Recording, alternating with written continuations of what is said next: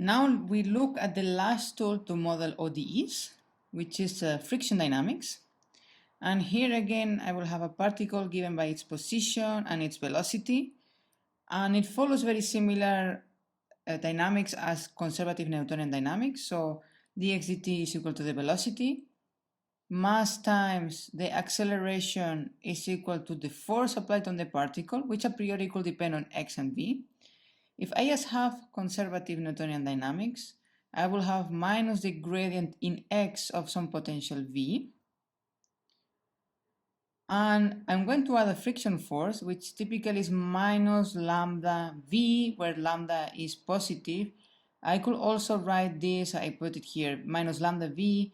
It could be written as minus lambda, the gradient in v of v squared divided by 2.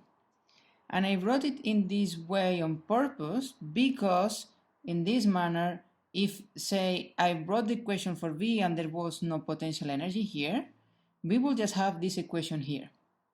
And then we could interpret this function, v squared divided by 2, as some potential applied on v. And then what we have here is the gradient flow dynamics that we saw previously.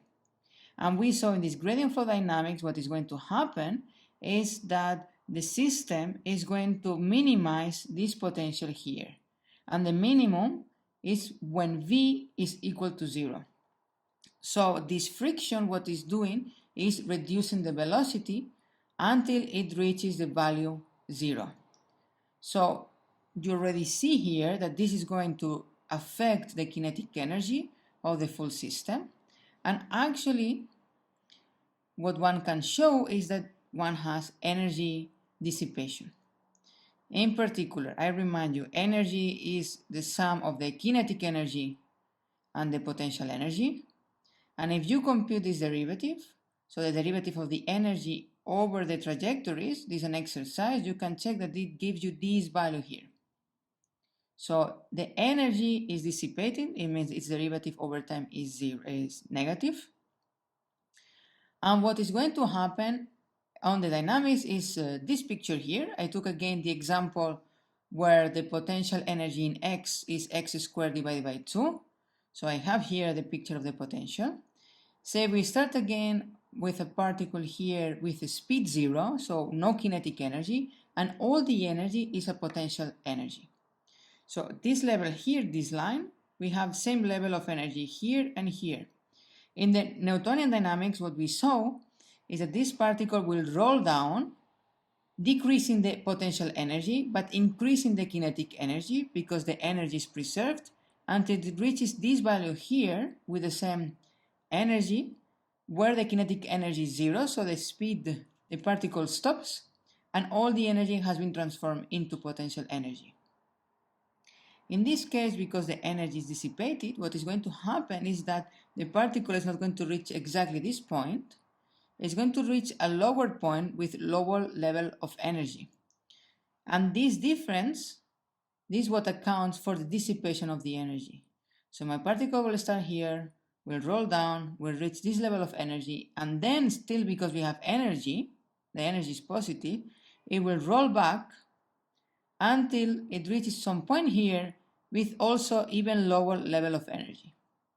And this will happen again and again, going back and forth, and these oscillations become smaller and smaller until we reach the minimum of the energy.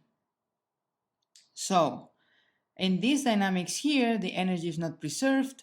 We reach the minimum of the potential in x, but we do so by oscillating.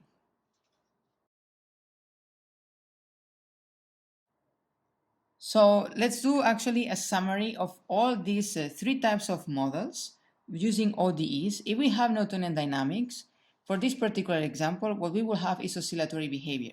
So the particle will move back and forth all the time because the energy is preserved. If we have conservative Newtonian dynamics and we add a friction force, then the energy becomes dissipative. And what we have is again oscillations, but these oscillations damp over time until we reach the minimum of the potential energy. And if we have gradient flow dynamics, what is going to happen is that the particle is going to move towards the minimum of this potential and when it reaches the minimum, it stops. So there is no oscillations, and this corresponds to a regime where there is no inertia.